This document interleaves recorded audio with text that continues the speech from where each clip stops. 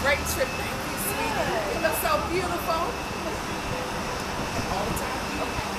It's your show now. It's your show. You do what you do. Oh, okay. Y'all don't want to come on? Y'all don't want to get out of the bus? Take that shit off from me.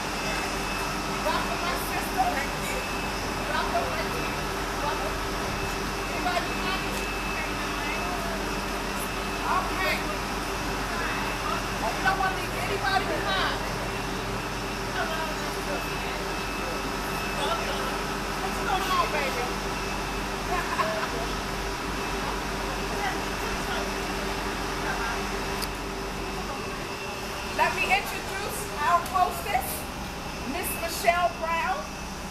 She is one of the executives here at the Greenwood Cultural Center, and she will be conducting our tour.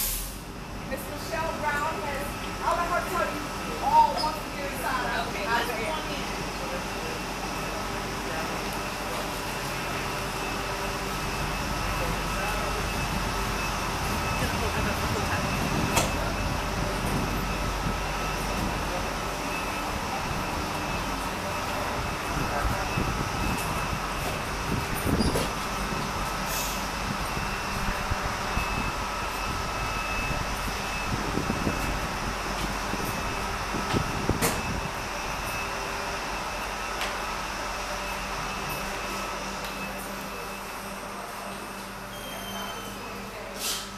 Everybody come in, and Miss Michelle will do all the housekeeping to tell you where everything is. We're going to give you guys a few moments to use the restrooms if you like. They're right down this hall on the right-hand side along with some water fountains, and then we'll meet back here and we'll get started. So everybody can take a break and take care of the particulars, and we will be back. It's so good to see you too.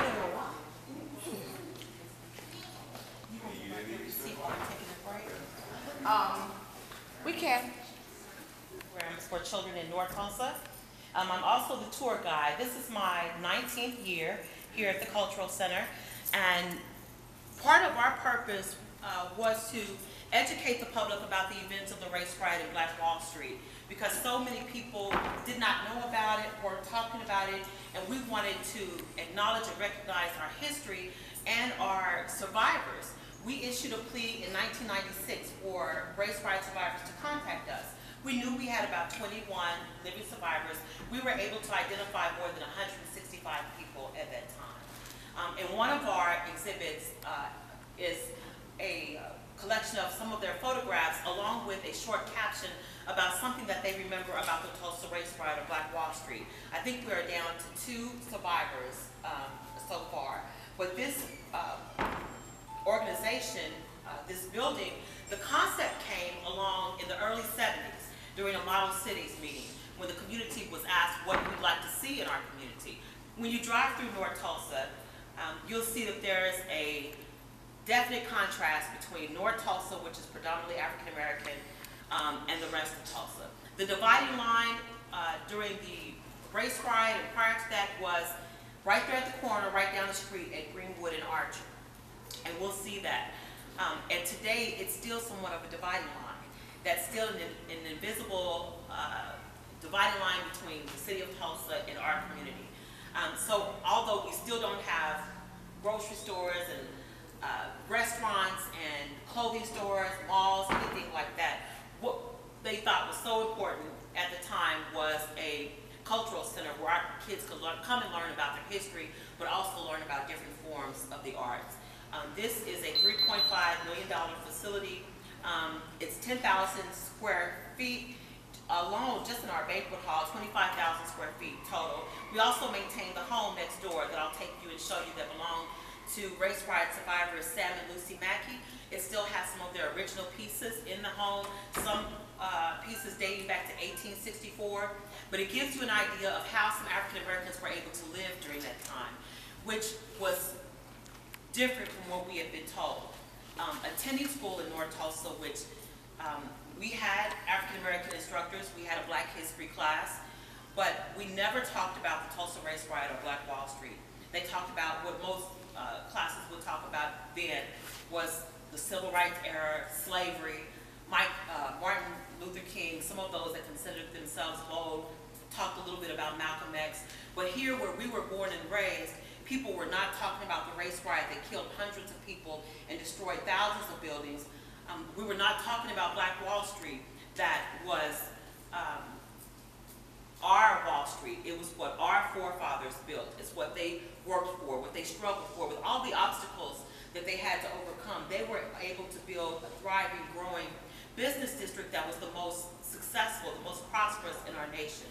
And for years, no one here in Tulsa was talking about that. So we took everything that we could get our hands across, such as newspaper articles and photographs, and began to create exhibits to teach the history of the race riot in Black Wall Street.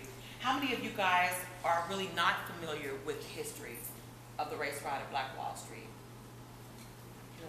Well, we're going to definitely go in depth and tell you the story and show you some of the photographs, newspaper articles, and I'm here to answer your questions.